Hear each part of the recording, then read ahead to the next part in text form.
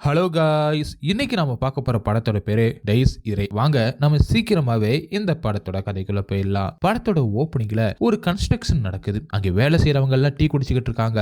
அதுல ஒரு கிளாஸ் கீழே விழுந்து உடையுது. அந்த சத்தம் கேட்ட அந்த இன்ஜினியர் ரொம்பவே ஷாக் ஆயிடுறாரு. பயமா பதட்டமா அவரோட முகமே மாற ஆரம்பிக்குது. ஏன் அப்படி இருக்காரு அப்படின்னு நினைக்கிறப்ப அவருக்கு ஒரு போன் வருது. அப்ப என்னாச்சு எப்ப அப்படின்னு கேட்டுக்கிட்டே வீட்டுக்கு போய் பாக்குறாரு. அங்கே கிணத்துல இருந்து ஒரு பொண்ணோட சடலத்தை வெளியில எடுக்கிறாங்க. அது ரொம்பவே பார்க்க பயங்கரமா இருக்கு. அதோட விரல்கள் எல்லாமே தூக்கிக்கிட்டு இருக்கு. அத கீழே இறக்கி பாக்குறாங்க.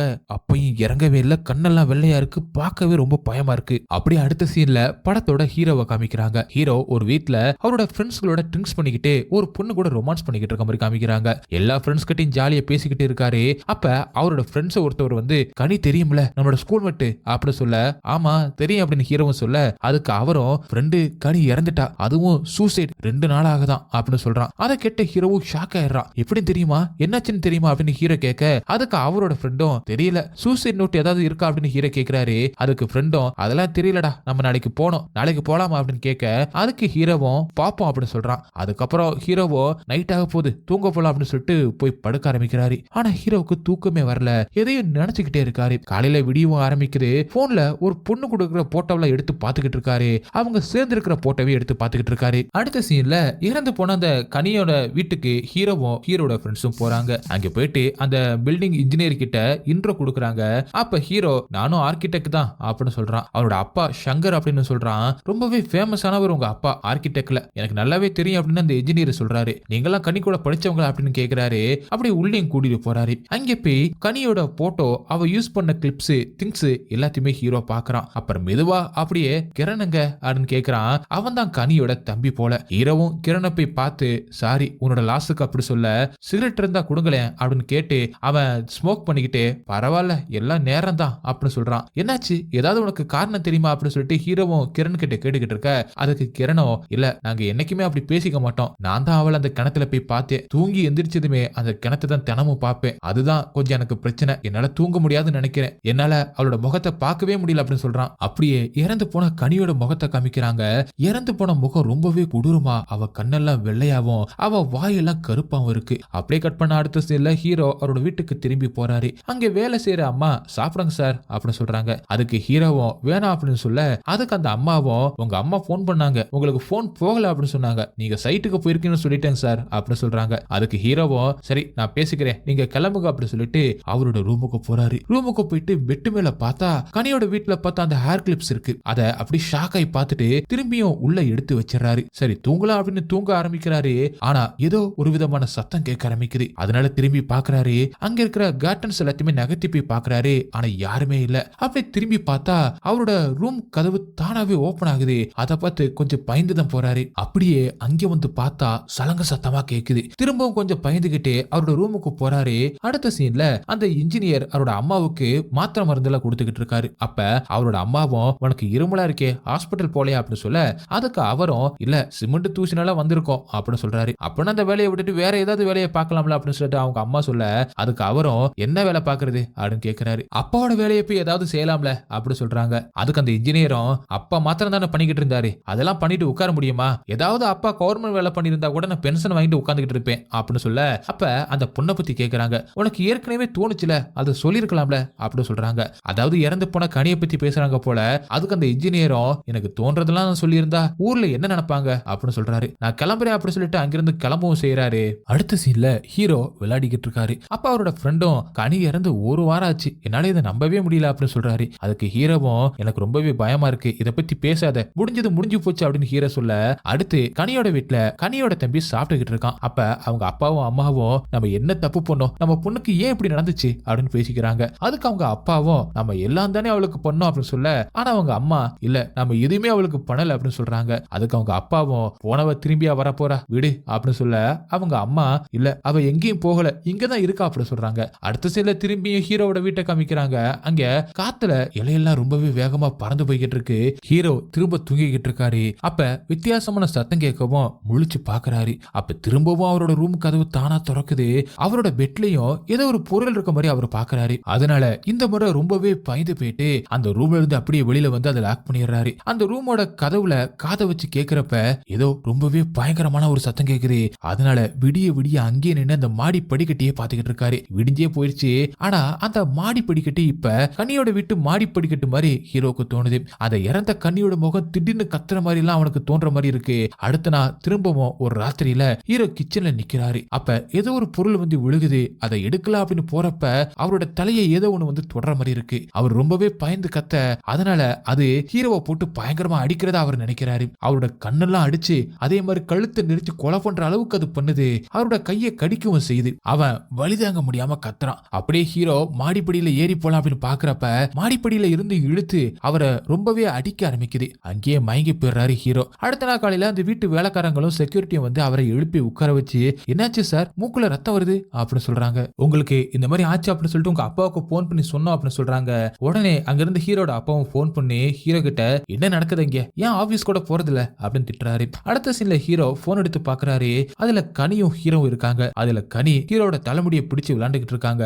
அதனால இப்பவும் நீ என்னோட தலைமுடியை பிடிச்சு விளையாட நினைக்கிறியா அப்படி சொல்லி கோவமா அவரோட முடியை வெட்டிக்கிறாரு. அதுக்கப்புறம் அடுத்த சீன்ல ஹீரோவும் அந்த பில்டிங் இன்ஜினியரை கூப்பிட்டு காஃபி ஷாப்ல உட்காந்து பேசிக்கிட்டு இருக்காரு. அந்த இன்ஜினியரும் என்னாச்சு தம்பி சொல்லுங்க அப்படின்னு கேட்கிறாரு. அப்ப ஹீரோ, உங்ககிட்ட எப்படி சொல்றதுன்னு தெரியல, நானும் கனியும் ஸ்கூல் அலுமினி மீட்டிங்ல மீட் பண்ணோம். ரெண்டு பேருக்குமே கனெக்ட் ஆனதுனால லவ் பண்ண ஆரம்பிச்சோம், ஒன்னா இருந்தோம். ஆனா அதுக்கப்புறம் அவ என்ன கல்யாணம் பண்ணிக்க அப்படின்னு சொல்லிட்டு ரொம்பவே டார்ச்சர் பண்ண ஆரம்பிச்சா. ஆனா எனக்கு அதுல விருப்பம் இல்லாதனால அவளை ரொம்பவே அவாய்ட் பண்ண ஆரம்பிச்சேன். அதுக்கப்புறம் அவகிட்ட இருந்து எந்த ஒரு மெசேஜும் கால்ஸும் வரவே இல்லை. அதுக்கப்புறம் தான் அவ இறந்துட்டான்னு கேள்விப்பட்டு அவ வீட்டுக்கு போனேன். ஆனா அதுல இருந்து அவ என்ன ரொம்பவே டார்ச்சர் பண்ண ஆரம்பிக்கிறா. அதனால நீங்க தான் எப்படியாவது என்ன காப்பாத்தணும் அப்படின்னு ஹீரோவும் அவர்கிட்ட சொல்ற அதே நேரத்துல டக்குன்னு டீ கிளாஸ் அப்படியே காஃபி ஷாப்ல உடைய ஆரம்பிக்குது. பயத்துல நான் இப்ப என்ன செய்யணும் அப்படின்னு அந்த இன்ஜினியர் கேக்குறாரு. அதுக்கு இல்ல, நீங்க தான் என் அப்பாவை தெரியும்னு சொன்னீங்கல்ல, அதனால நீங்க தான் ஹெல்ப் பண்ண முடியும். கனியோட வீட்டுல இதை பத்தி பேசுங்க, ஏதாவது பூஜை அந்த மாதிரி ஏதாவது செய்ய சொல்லுங்க. நான் வேற யாருக்கிட்ட இதை பத்தி சொன்னாலும் நம்ப கூட மாட்டாங்க அப்படி சொல்றாரு. அதுக்கு இன்ஜினியரும், யாருமே பொதுவா இறந்தவங்க 16 வரைக்கும், அதுல முக்கியமா துர்மரணம் அடைஞ்சவங்க 16 வரைக்கும் அவங்களுக்கு பிடிச்சவங்க கூட தான் இருப்பாங்களா அப்படி சொல்லுவாங்க. அதனாலதான் அந்த சடங்கை பண்றது. அதுக்கப்புறம் தான் அவங்களுக்கு ஆத்மாவி சாந்தி அடையும். இன்னும் கொஞ்ச நாள் தான் இருக்கு கனிக்கு அந்த சடங்கு பண்றதுக்கு. அதனால அது வரைக்கும் கொஞ்சம் பொறுமையா இருங்க, அதுக்கப்புறமா அப்படி ஆச்சுன்னா நம்ம பார்க்கலாம் அப்படி சொல்றாரு. அதனால திரும்ப வீட்டுக்கு போறாரு ஹீரோ. அங்க இருக்கிற வேலைக்காரங்க கிட்ட இனிமே லைட்ஸ் எல்லாமே ஆன்ல இருக்கட்டும், வீட்டுல கார்டன்ஸ் எல்லாமே திறந்தே இருக்கட்டும் அப்படி சொல்றாரு. ஆனா அதுக்கப்புறம் விடிய விடிய தூங்காம ட்ரம்ஸ் வாசிக்கிட்டே இருக்காரு. அதே மாதிரி ஸ்விம்மிங் பூல்லையும் நைட்டு ஃபுல்லாமே இருக்காரு. எப்படியும் அவ தூங்க விட மாட்டா அப்படின்னு. அதே மாதிரி கனியோட அந்த கருமாதி சடங்குமே முடியுது அப்படிங்கிறத பாக்குறாரு. திரும்ப வீட்டுக்கு வந்து அவரோட பெட் கவர் எல்லாத்தையுமே போட்டு பாக்குறாரு. ஆனா எதுவுமே நகரல. அப்பதான் கொஞ்சம் நிம்மதியா தூங்கலாம் அப்படின்னு தூங்க ஆரம்பிக்கிறாரு.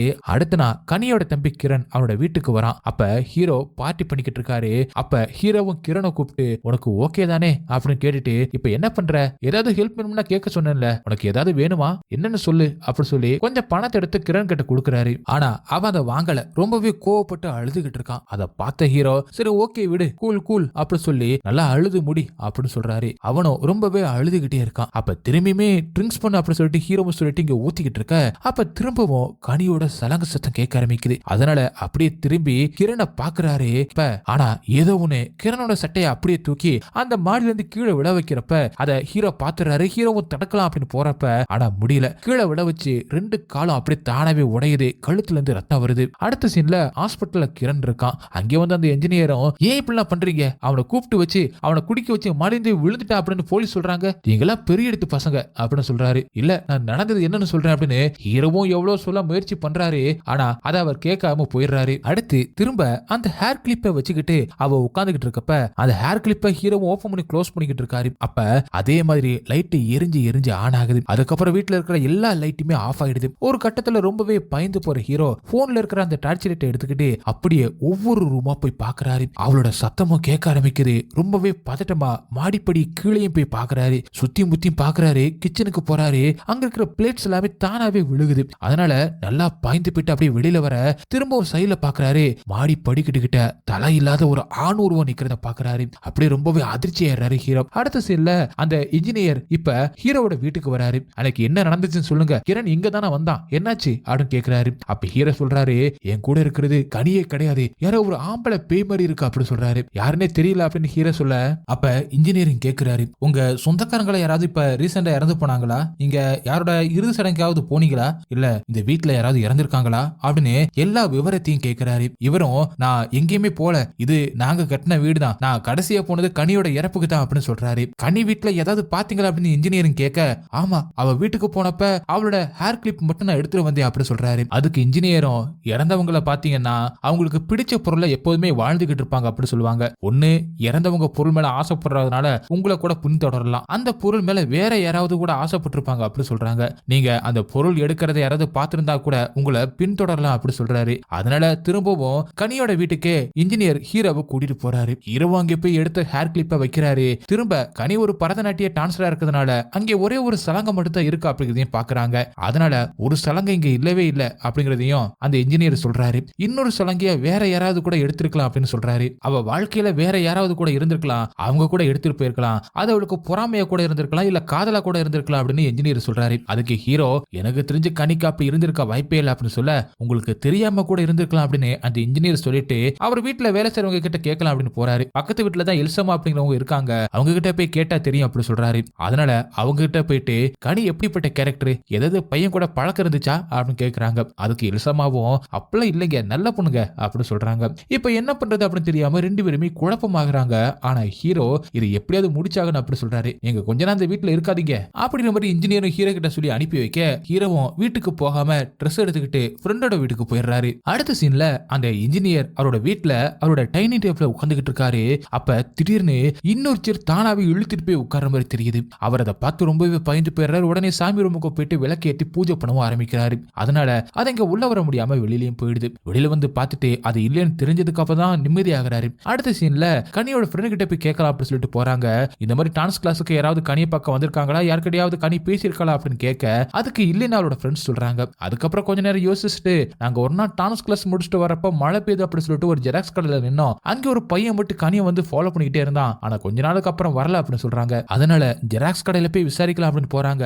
அவனோட பேர் பிலிப்ஸ் அப்படின்னும் அவன் சரியா வேலையெல்லாம் பார்க்கல, எதையோ ஜெராக்ஸ் எடுத்துக்கிட்டே இருப்பான், வெளியில நின்று வேடிக்கை பார்த்துக்கிட்டே இருப்பானா. அதனால அவன் மேல எனக்கு நல்ல அபிப்பிராயமே கிடையாது. அதுவும் இல்லாம ஏதோ ஒரு ஏஜென்ட் மூலமா சௌரிக்கு வேலைக்கு போயிட்டான் அப்படிங்கிறதையும் சொல்றாங்க. அவன் என்ன ஜெராக்ஸ் போட்டுக்கிட்டு இருப்பான் அப்படின்னு கேக்குறாங்க. உடனே அந்த பேப்பரையும் வாங்கி பாக்குறாங்க. அதுல கிறிஸ்டியன் ஸ்லோகன் மாதிரி ஏதோ ஒன்று இருக்கு. அதனால இவங்களால அதை புரிஞ்சுக்க முடியல. எந்த ஏஜென்ட் மூலமா சவுதி அரேபியாவுக்கு போனா அப்படிங்கிறதையும் விசாரிக்கிறாங்க.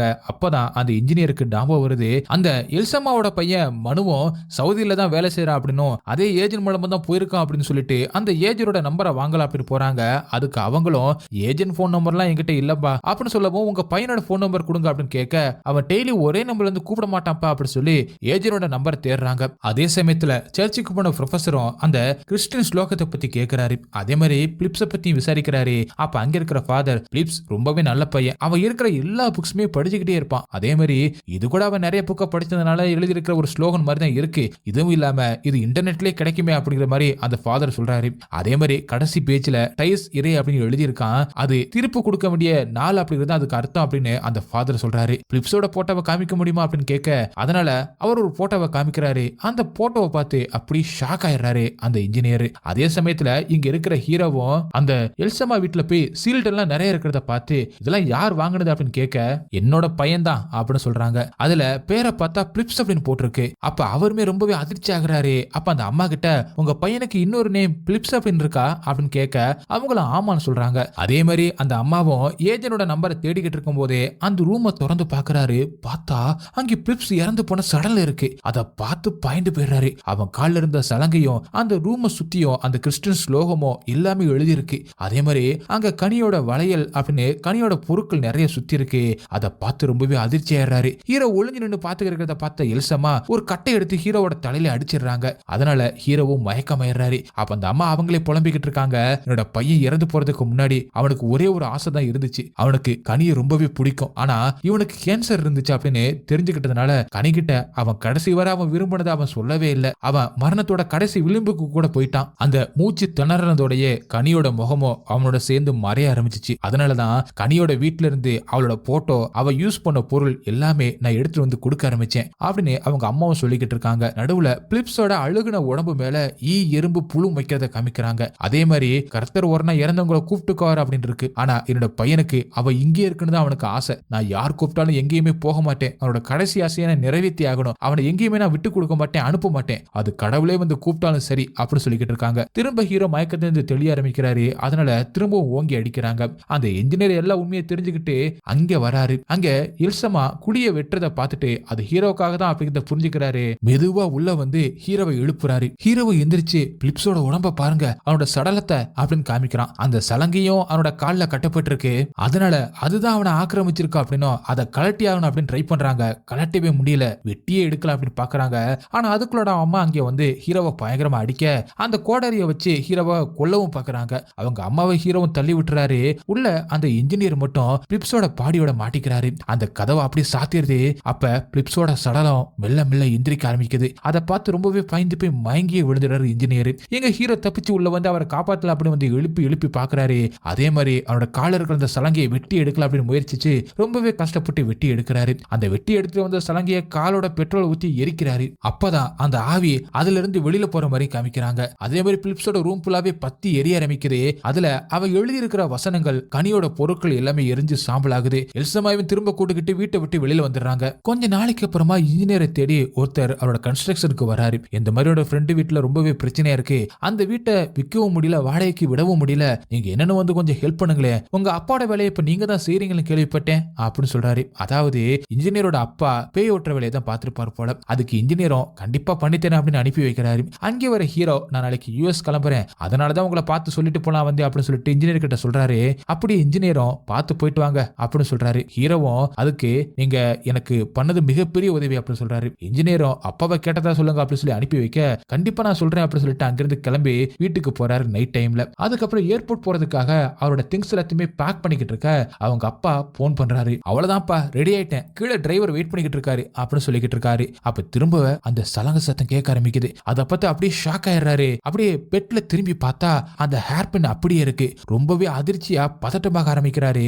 அப்ப பெட்ஷீட்டை போத்திக்கிட்டு யாரோ பெட்ல படுத்திருக்க மாதிரி ஒரு சேஃப் தெரியுது. திரும்ப அந்த பெட்ஷீட்டை எடுத்துட்டு திரும்ப வைக்கிறாரு.